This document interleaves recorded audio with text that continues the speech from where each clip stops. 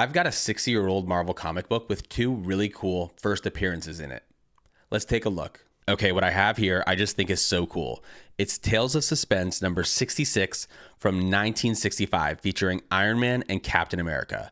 Now remember, back in this time of comics, there were a lot of books like this one where there'd be two stories in it. In this one, it was one featuring Iron Man and one featuring Captain America. So that's why we're able to get two kind of interesting first appearances in this comic. Now the artist was Jack Kirby and the writer was Stan Lee, the greatest to ever do it, of course. So this book can actually go for around $400 in high grade. Now mine isn't high enough grade to be worth that much. As you can see, there's some issues with the edges and a little bit of yellowing there on the white. But altogether, I think this book presents really well, and it's going to look really good on my wall of comics over here to the left. So what makes this book a key? It's the first appearance of the Red Skull, Johann Schmidt, in the Silver Age. It's the origin of the Red Skull, so how we got the Red Skull in the first place. And it's the debut of Iron Man's Model 3 armor, equipped with something that became a staple in his armor for a long time, his repulsor rays. So you get your first Model 3 armor with the first repulsor rays here. I think that's so awesome. Also drawn by Jack Kirby is, this Iron Man is just so cool.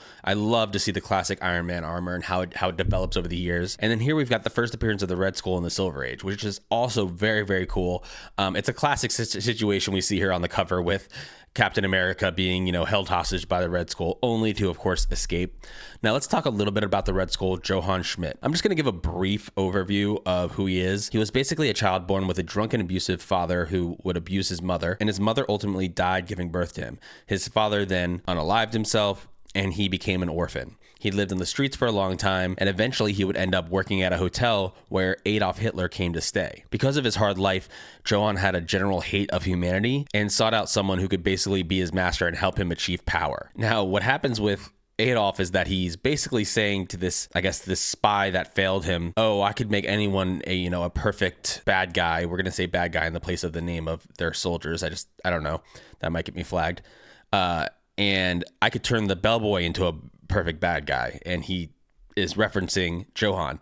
So he takes him in and gives him a Red Skull mask and trains him personally. And he, the Red Skull only answers to Adolf. And his main objective is basically to, spread terror under the, guidance of Adolf. So that's a pretty crazy origin story. And it's pretty funny that he just that's the way he ends up being the Red Skull. So yeah, it's just really, really cool to have the Red Skull's first appearance in the Silver Age, to have the first appearance of the Model 3 armor with the repulsor rays, this beautiful Jack Kirby art, this really awesome 60-year-old comic book that's just a part of Marvel comic book history.